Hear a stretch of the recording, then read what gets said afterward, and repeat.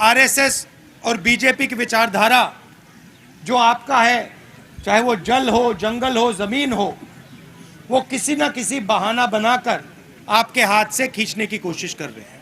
आदिवासी मतलब वो व्यक्ति जो इस धरती पे सबसे पहले आया था, वो आप लोग हो। वनवासी का मतलब वो व्यक्ति जो जंगल में रहता है। मणिपुर को बीजेपी ने जला दिया है।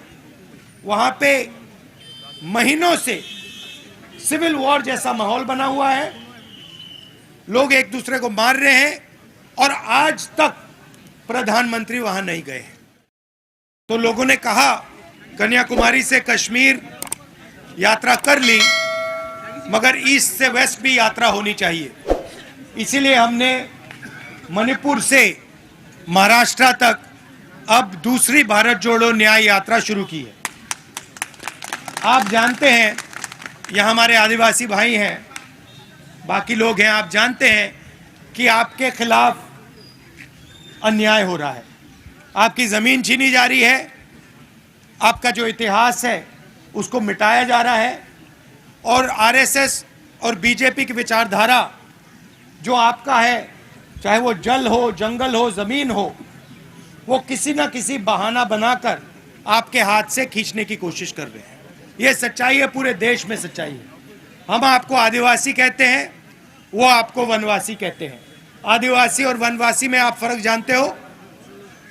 जानते हो फर्क? कोई जानता है? मैं आपको बताता हूं। आदिवासी शब्द का मतलब जानते हो? आदिवासी मतलब जो सबसे पहले नागरिक था। आदिवासी मतलब वो व्यक्ति जो इस धरती पे सबसे पहले आया था, वो आप लोग हो। वनवासी का मतलब वो व्यक्ति जो जंगल में रहता है। बीजेपी चाहती है कि आप जंगल में रहो, आपके बच्चे कॉलेज यूनिवर्सिटी में ना जाएं, अंग्रेजी ना पढ़ें, बिजनेस ना चलाएं।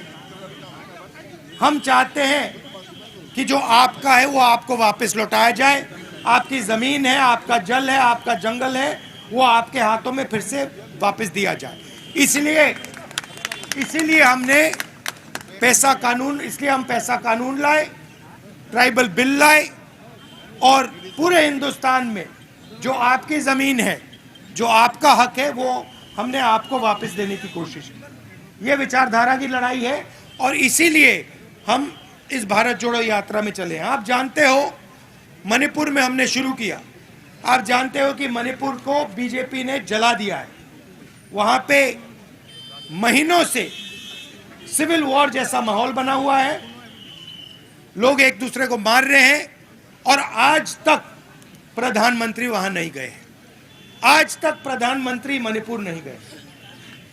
नागालैंड में जहाँ हम कल थे, नागालैंड में प्रधानमंत्री ने वायदा किया, वहाँ पे उन्होंने अकॉर्ड करने का वायदा किया, 9 साल पहले किया, उसको पूरा नहीं किया।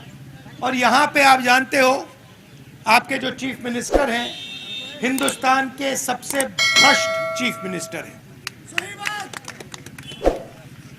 तो ये हम आपको कहना चाहते हैं।